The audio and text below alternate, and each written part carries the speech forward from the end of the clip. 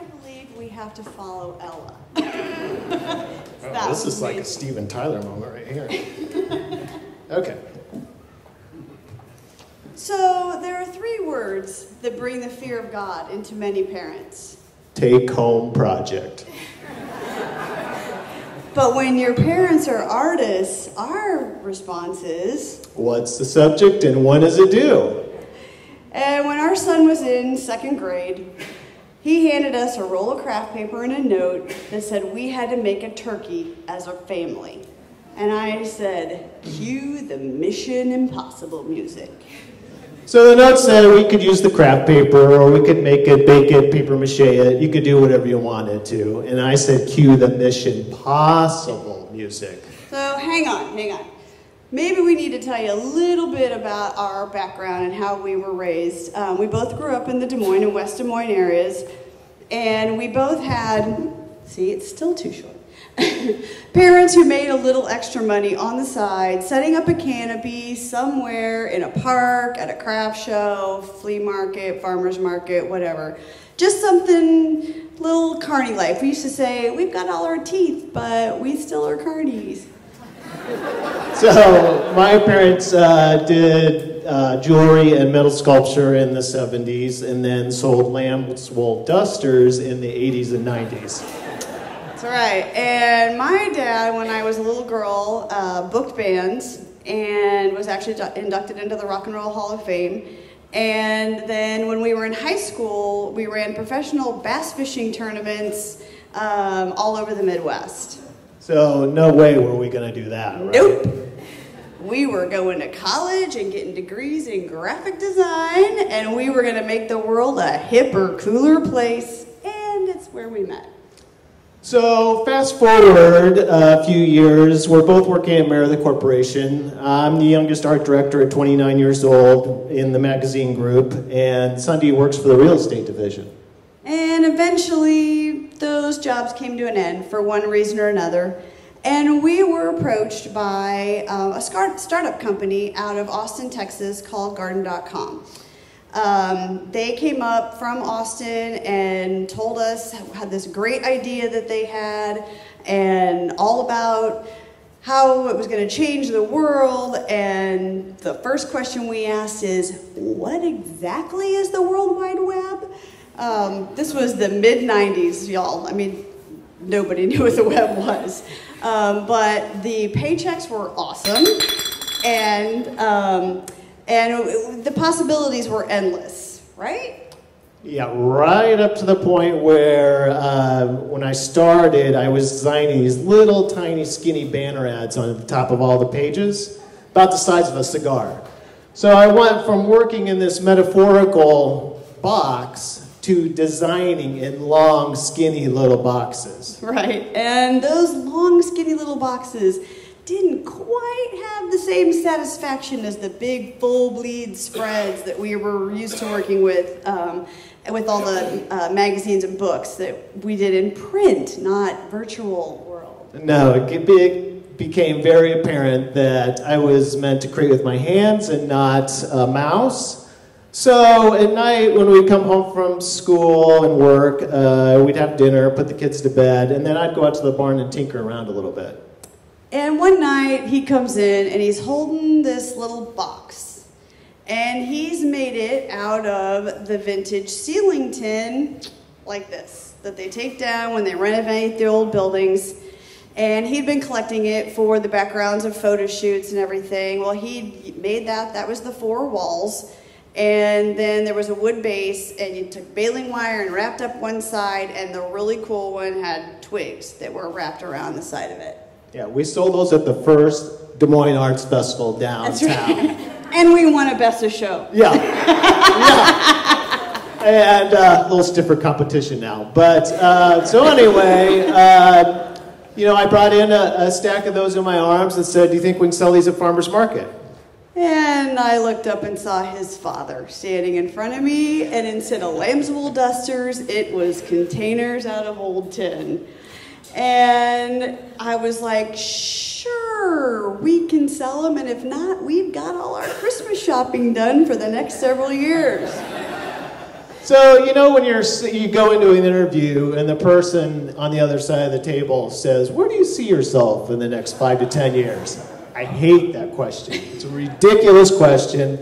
And to me, it's always a strong hint that I'm more of a follow your arrow kind of guy. So anyway, it's November of 2000 or whatever, and Tucker comes home with this project to make this turkey as a family. And, you know, immediately those bulbs in that arrow are starting to flash a little brighter.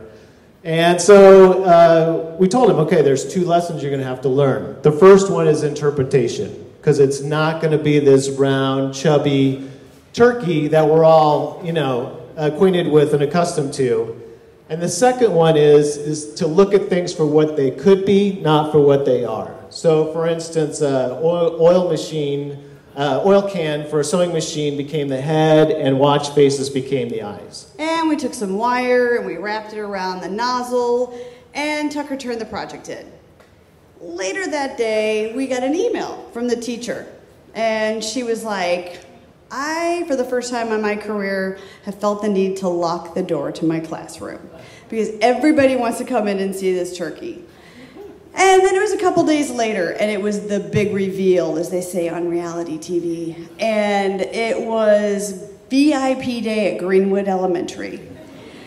And all the parents and the grandparents and everybody are there, and everybody's looking at all the turkeys, and there were some amazing turkeys. There was one made into a snow globe, and there was one made out of wine corks. But people were literally coming up to us and asking us to make them turkeys. And his kindergarten teacher's like, could you make an angel? And we started taking orders, and those bulbs started flickering, just flashing big, go this way. And suddenly we had become our parents. Yeah. So what is it that they say about God laughing at your plans? 1 month later, Garden.com went down in the dot-com crash of 2000, and Brad's dad passed away. Yeah, that was a kick to the gut. Our big paycheck and my dad in one fell swoop.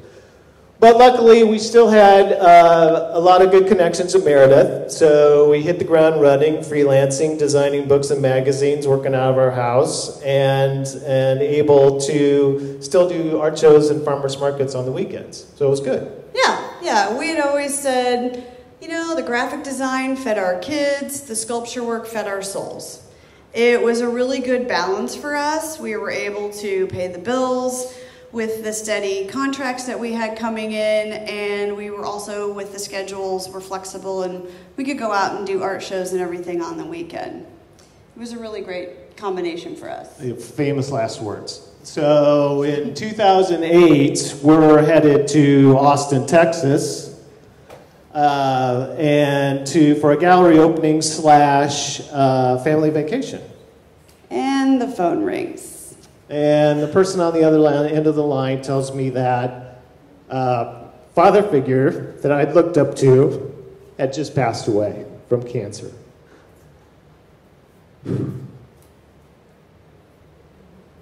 It's one of those things that you know is going to come, but you're never quite ready for it when it does. And, you know, we had the same vagabond spirit and lifestyle. And he also taught me a lot about what it was going to take to be completely self-employed. And then somewhere in Oklahoma, the phone rings again. This time, it was to tell us that Meredith had just sold the book group, and our 6 months' worth of contracts and the paycheck that fed our family was gone. What is it about us losing our jobs and dads all in one fell swoop? I mean, it was the second time. So all we could do, literally, was pull over to the edge of the road and cry. Yeah, it was difficult. But, you know, you've got to pick yourself back up, brush yourself off, and keep going. And cue the Rocky theme music. And I'm going to forget what I'm supposed to say. Shoot, I was doing so good. Cue the Rocky music, what? Oh, we've been talking about turkeys. That's it. We've been talking about turkeys for the last several minutes. And the reality is, our journey did start with a turkey. But it's really, our story is about following your path, no matter how twisty it may be, and how much you may not be able to see what is laid out in front of you. And bulbs dim and bulbs brighten, and you just got to keep going and follow your path. Yeah, I mean, we figured there's no way we could go back to corporate America. We have way too many creative thoughts bouncing around in our head. Yeah, and we also was very clear to us that we were going to have to learn some new skills. And the first one was getting comfortable with being uncomfortable. Cash flow, always. And just something as simple as scheduling. So let's say, for instance, our entire livelihood is based on 5 people sitting in a dark room looking at our images for 8 to 10 seconds and giving us a score and hoping that they give us enough points to invite us to their show, to pay money to do their show and hope we make enough money back. And that's a subjective world. And it is the thing that also led us to diversify. So we have a lot of different ways that we make money. And one of them, I've been setting up at the downtown farmers market for 21 years, selling little silver knives made in Waverly, Iowa, the only thing that we generate income from that we don't make with our own 2 hands. But it is a great way to make ends meet when times are tough. Yeah, a lot of days our life is like crossing a river on stepping stones. And the whole goal is just to get to the next stone without falling into the river. But, you know, even on our worst day, it's way better than any day sitting in a cube, dealing with somebody else's self-imposed stress that they put on you, and having stomach ulcers. You know, for us, creating art is what we do. And, you know, when I say art, I mean with the lowercase a. You know, it's any beautiful, imaginative, phenomenal thing that you can put into the world to change people's lives, perspectives, or just put a smile on their face. And for us, it's a necessity, and it is our lifestyle. Yeah, and those rocks can get really, really slippery at times. It isn't easy. It's a rough road, but I mean, whose life is easy? I don't care what kind of paycheck you have.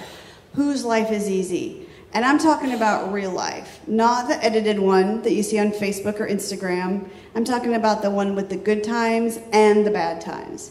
And for us, the twisty, turny path that we have taken has been a really good fit for the ADD artists in us. I mean, have you ever seen a squirrel run in a straight line? I mean, and for us squirrel people, it's, you know, we get bored doing the same thing over and over and over again. We would much rather be challenged to push the envelope and create something new. I mean, take our newest body of work, for instance. Right. At 52 years old, we're doing the most innovative stuff that we've ever done before, and we found that by taking a totally different path. Yeah, so we also do custom signage, hand-drawn and carved, painted signs for businesses and restaurants, and so we were commissioned by Greeley Hat Works in Colorado to do a sign for their showroom, and we went out to install it, and we got a tour. And on the tour, we found the remnants that are trimmed off the brims of cowboy hats. They are literally nothing more than furry felted outlines of circles, about an inch around, or inch wide. And we asked them, what do you do with them? And they're like, well, if we'd rather save them for y'all than put them in the landfill. So when we're sitting at shows, probably just like this weekend, you know, just to start conversations sometimes we'll be talking and I'll tell people that I'm just 2 genes shy of being a hoarder. And it's true, you should see my barn. It's hoarder, not hoard. Anyway, and if my daughter's there, she'll always say, Daddy, we're not hoarders, we're gatherers. And it's like, and you know, it's true because I grabbed a trash bag, gathered a bunch of those pieces of felt, and then took them home. Got home, decided I was going to make a crow, so I cut these little pieces because there's not much you can do with the outline of a circle. So I cut all this felt into little pieces, drew out a crow, took it out to the barn, cut it out, brought it back in, started attaching the pieces, and then much like the turkey, handed it off to Sundie and said, "Can you come up with something for eyes?" And as a matter of fact, I can. And, you know, I have to say, this path has led us down something that we feel blessed and honored to be preserving the fabric of the rural American lifestyle, right? I mean, it is, when you can take the remnants of a cowboy hat that would otherwise be in a landfill somewhere, cut it up into thousands of little pieces and make this menagerie of felted, furry creatures. You know, people come into our booth constantly and say, "Where in the world did you come up with this idea? I have never seen art like this before." And we usually go, "We're just wired screwy," which is true. But you know, when we thought about it by doing this project, it's really because we followed our path. Nobody sets out to take felt scraps and make animals out of them. But we followed our path, and it led us to the place that we're supposed to be today. And cue the Remember the Titans music. That's right. So when you hear that Remember the Titans music, that it's time to rise up. And we have fallen and risen up multiple times in our lives. And, you know,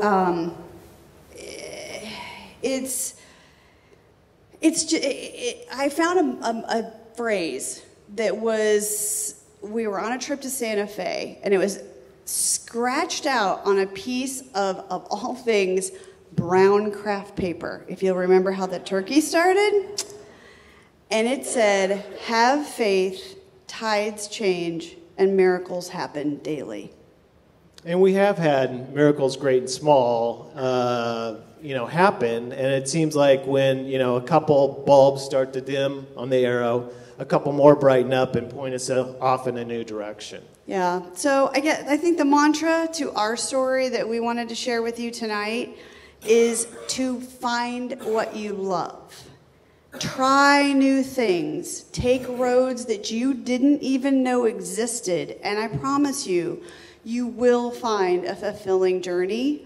And don't be surprised if that journey might start off with something as simple as 3 little words like Take Home Project. Thank you.